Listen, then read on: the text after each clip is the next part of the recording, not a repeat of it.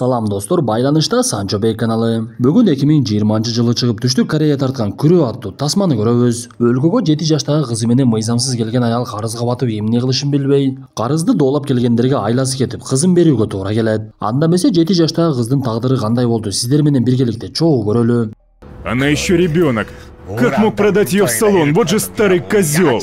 Биздин күндөр Түштүк Корея өлкөсү. Кытай менен Кореянын өлкөсүндөгү саясат байланышында котормочу болуп отурган кызды көрөбүз. Кыздын аты Пак Сын И. Кытай тилин мыкты билгендиктен анын котормочулук ишин башчысы аябай мактайт. Бир мезгилде эле ага туугандарынын бири коңгуроо кылып, "Сен батырга келе калгының, мен аны таптым. Экөөңдү жолугуштурамын" десе, каарманыбыз шашып эле таксиге олтуруп, ичинен кубанып, "Мен аны 10 жылдан бери издеп жүрдүм эле, Кудай жалгап бүгүн жолугат экенмин. Күткөн күнүм келди" деп эле ойлонгончо мурдагы күндөрүн эстей баштайт. Бул убак 1993-жыл Түштүк Кореянын Инчхон аймагы. Костюм шымдарын кийип алып көчөдө жүргөн эки кишини көрөбүз. Улуурагынын аты Тусок болсо, анын жанында жардамчысы болуп жүргөн экинчисинин аты Чонпе. Тусок Чонпеге жумушту кандай алып барууну үйрөтүп, эч качан аларга бооруң оорубаш керек. Карызды алгандар кайтарууга келгенде ар кандай шылтоолорду айтып, өзүнчө эле бооруң оорута берет. Бирок катуу турбасаң карызды бербей дагы коюшу мүмкүн деп жаткан мезгилде каармандарыбызга карама каршы апасы менен кызынын келе жаткандыгын көрөбүз. Анда Тусок кызы менен келе жаткан аялдын атын айтып, Канмёнжа деп чакырып, анын жанына жетип алып, карызды качан бересиң деп эле доолай баштайт. Көрсө Канмёнжа дагы карыз алып, бирок 2 айдан бери төлөй элек экен. Анда аял карыз доолачулардын алдында актанып, "Менин жолдошум жакында эле каза болуп калды. Мени дагы түшүнүп койгулачы, кийинки айда 3 айдыгын бир төлөймүн. Убада беремин" десе, Тусок анын сөзүнө такыр ишенбей, "Анда сен бизге күрөө бергениң. Ошондо биз сенин карызыңды берериңе ишенебиз" десе, Мёнжа жанында эчтеке жок экендигин айтып, Тусок ойлонбой эле анын кичинекей кызын көтөрүп алып, "Эгер эртеңкиге чейин акчаны алып келбесең, кызыңды балдар үйүнө берип саламын. Кызың керек болсо акчаны сөзсүз алып келгениң" деп эле кыздын ыйлаганына карабай эле өзү менен алып кетип калат.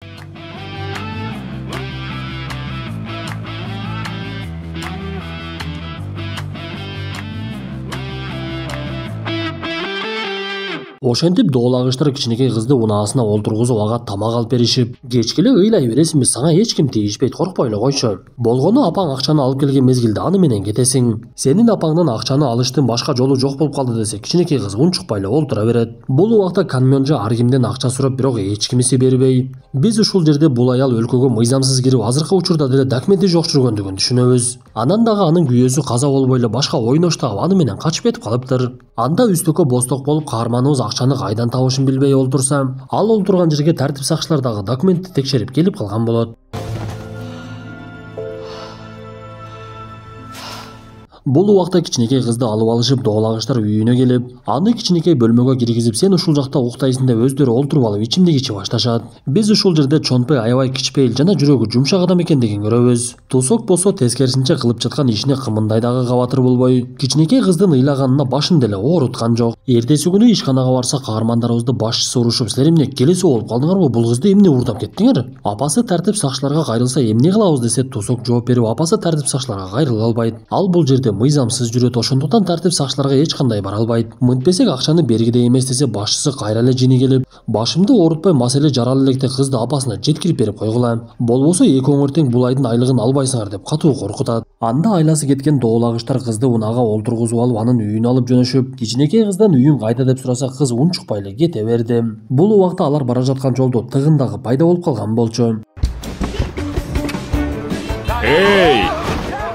Анда кичинекей кыз унаадан түшүп эле качып жөнөп, доолагычтар анын артынан кубалашып, кыз бир бут кийими түшүп калгандыгына карабай качып барып бир жерге бекинип алат. Артынан келе жаткан каармандарыбыз эки жака тараптагы кызды эч жерден таба албай коюшту. Бир мезгилде кеч кирип, кичинекей кыз апасы менен жашап жүргөн жерге барып, калитти лагандын тагынан алып дароо эле эшикти ачып, апасы жок экендигин көрүп, жалгызсырап эле ал жерде олтуруп калат. Анда кыздын курсак ачып, бирок үйдө кыйратканда эле тамак жок болгондуктан болгон нерсени жеп, апасынын кайда экендигин түшүнбөй, караңгы кирип кеткендигине карабай эле ал жерде жалгыз калды. Биз бул убакта Тусок миграция кызматкерлеринин кеңсесине барып, ал жактан кичинекей кыздын апасы Мёнжаны тапкандыгын көрөбүз. Көрсө тартип сакчылар аны кармап кетишип, жакынкы күндөрү Кытайга депорт кыла тургандай болуп, ага окшоп мыйзамсыз жүргөндөрдү бириктирип бир бөлмөгө олтургузуп коюшуптур. Анда Мёнжа Тусоктон суранып, "Мен эми сиздерге карызыңыздарды кайтарып бериштин бир эле жолу бар. Менин кызымдын Чхве деген абасы бар, ошого алып барып беришиңиз керек. Чхве менин карызымды сиздерге толугу менен төлөп берет. Анан дагы кызыма апаң алыска жумушка кетти деп түшүндүрүп коюңузду суранамын. Бул буюмдарды кызыма сөзсүз берип коюңуз" десе, акчаны алуунун башка жолу жок экендигин түшүнгөн Тусок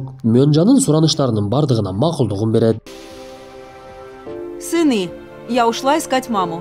Ошентип Тусок кызды издегени келсе, ал тескерисинче апасын издегени кетиптир. Биз ушул жерде кичинекей кыздын аты Сын И экендигин билебиз. Ал чоң жомбаштыкты көтөрүп алып апасын издеп жүрүп, акыры кеч дагы кирип кетип, бир мезгилде көчөдөгү сел-саяктар жалгыз кичинекей кызды көрүп ага тийише башташат. Ошол мезгилде Тусок ал жерге кызды таап келип калып, жанагы сел-саякты кубалап жиберип, "Сен эмнеге качып кетип калдың? Сен мага күрөө катары калдың эле го. Мен сенин ордуңа бериле турган акчаны ала элекмин. Апаң болсо Кытайга кетип калды. Ал сени жакшы көрбөйт экен" деп кичинекей кызга өтө копол тийип, бул сөздөрдү уккан Сын И "Мен апама барам" деп ыйлай баштайт. Анда Тусок аны сооротуп унаасына олтургузуп алып, "Жакында сени абаңа тапшырып беремин. Ал сени алып кетип багып алып мектепке берет. Мектепте жакшы окусаң, апаң дагы кайтып келет. Ага чейин биз менен жашап турасың" десе, ошондо гана Сын И бир аз өзүнө келди. Ошентип арадан күндөр өтүп, доолагычтар жумушуна кеткен учурда кичинекей кыз алардын үйүн тазалап, мурдагыдай болбой каармандарыбызга көнүп жүзүнө жылмаюу дагы келе баштайт. Бир күнү кичинекей кыздын абасы чыкпай коңгуроо кылып, "Мен жакында силерге 500 миң которомун. Калганын кызды алып келип берсеңер беремин. Ага чейин кызды жакшы карагыла.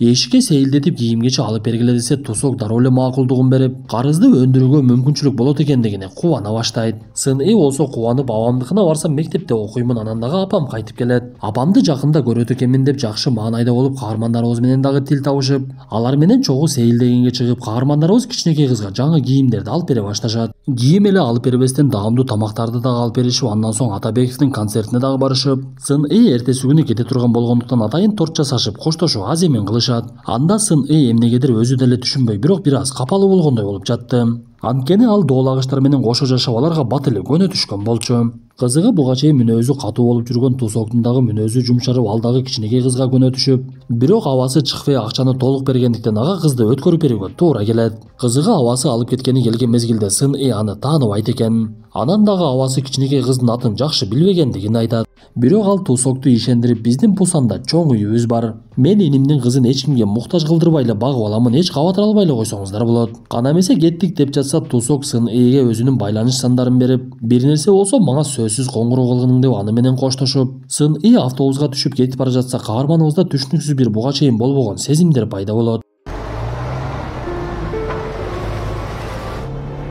Ошентип ал бул окуядан кийин жумушуна такыр эле көңүл бура албай, оюнан бир гана нерсе кетпей, басса турса Сын Ини эстеп, ал эмне болду экен деп кабатыр ала берет. Бир күнү Тусок Чыквеге коңгуроо кылса, Чыкве такыр эле коңгуроону көтөрбөй. Биз ушул жерде Чыкве эч кандай бай эмес эле, кембагал жана алкаш экендигин түшүнөбүз. Көрсө ал кызды эч кандай багып албай эле, төлөнгөн акчадан сырткары 300 миң берген адамга сатып жибериптир. Биз ушул убакта кичинекей кыз эмне иш менен алек болуп жүргөндүгүн көрөбүз. Көрсө Сын Ини сатып алган кыз корбусу менен түнү эркек кардарларга кызмат кылган жеңил ойлуу кыз экен. Кичинекей кызды болсо эртеси кардарлары кеткенден кийин үйүн жыйнатып, эс алуу жайды дагы тазалатып өзүнө кызматчы кылып алыптыр.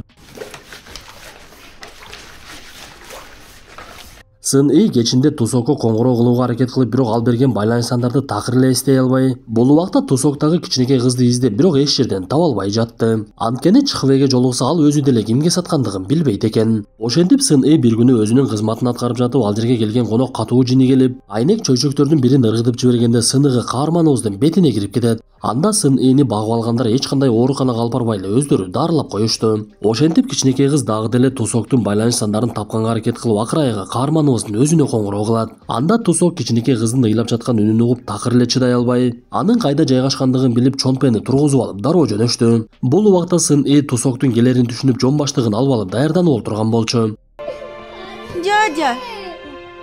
Сын И, Анда Тусок кичинекей кыздын бетинин канаганын көрүп, такыр эле чыдай албай, ал жердеги терезени сындырып, Сын Ини көтөрүп алып унаасы тарапка жөнөшөт. Бул убакта Сын Ини багып алган аял дагы ойгонуп тура келди. Анда Тусок катуу жини келип, жанагы аялды муунта баштап, "Силер деги адам катарынан чыгып калган кандай немесиңер? Жаш балага дагы ушундай мамиле кылабы? Бул кызды алууга канча чыгымың кетти? Мен сага бардыгын төлөп беремин. Анан сындырган терезем үчүн дагы төлөймүн" деп кичинекей кызды алып кетип калышат. Анда унааны айдап бара жаткан чонпе Тусоктун кылып жаткан иштерине такыр эле түшүнбөй калды. Анткени ал буга чейин аябай эле ташпоор, бирөөгө жакшылык каалабаган адам болчу. Бул жолу эмнегедир Сын Иге өзүнүн кызындай мамиле кылып, унаада уктап калган Сын Ини көтөрүп үйгө алып кирип жаткырышат. Ошентип алар унаасын сатышып, буга чейинки аялга убада кылгандай акчасын төлөп берип, эртеси күнү ойгонгон Сын И жаман күндөр аркада калгандыгын түшүнүп жылмая баштайт. Тусок болсо кичинекей кызды мектепке киргизүүгө аракет кылып, бирок Сын Инин эч кандай документи жок болгондуктан маселе пайда болуп, эч бир мектеп аны кабыл алгысы келбей, бул маселенин чечими бирөө гана экендигин айтышат. Эгер Тусок Сын Ини өзүнүн кызы кылып багып ала турган болсо документтерди толугу менен алууга мүмкүнчүлүк болот экен.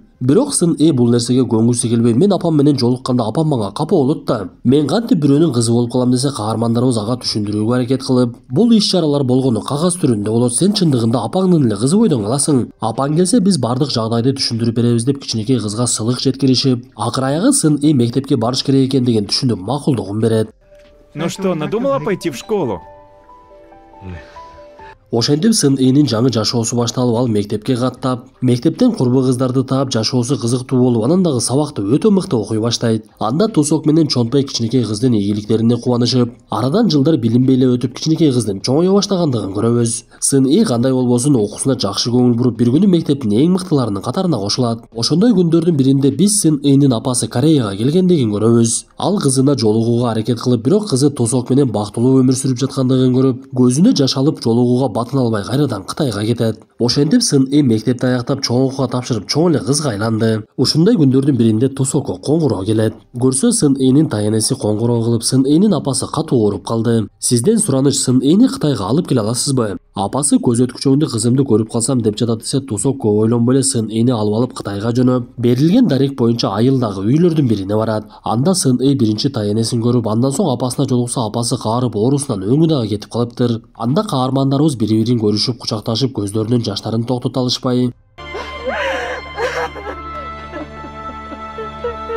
бир канча убакыттан кийин Сын Энин апасы Тосокту чакырып, ага ыраазычылыгын билдирет. Мен буга чейин деле Кореяга барып, кызыма жолукканга аракет кылганмын. Бирок сиз ага атасындай болуп, жакшы мамиле кылып, Сын Э дагы сиз менен бактылуу экендигин көрүп, жолуга албадым. Мени кечирип коюңуз, бирок азыр менин сизден дагы бир суранычым бар. Сын Энин атасы чындыгында тирүү, анын аты төмөндөгүдөй. Эгер оор келбесе, атасын таап жолуктуруп коюңузду суранамын, анткени кызым чоңоюп калыптыр. Чыныгы атасы ким экендигин билиш керек деп суранып, андан соң Тосок Сын Энин тайенеси менен сүйлөшүп калат. Көрсө Сын Энин апасын дарыгерлер ооруканада дарылаганга мүмкүнчүлүк жок деп чыгарып коюшуптур. Демек анын өлүмү эртелүү кеч бир күнү келет экен. Ошентип каармандарыбыз Кытайдан кайра Кореяга кетишип, Тосок Сын Энин апасынын акыркы суранычын аткарып коеюн деп Сын Энин атасын издеп жөнөйт. Көрсө бул убакта Сын Энин атасы Кореянын жарандыгын алам деп кореялык кызга үйлөнүп, үй бүлө бала чакалуу болуп бактылуулук жашоодо жашап жатыптыр. Тосоктун аракетине майнап чыгып, ал адамды таап бир күнү Сын Эге жолуктуруп, экөөнүн жолугушуусуна тоскоолдук болбоюн деп өзү ал жерден кетип калды.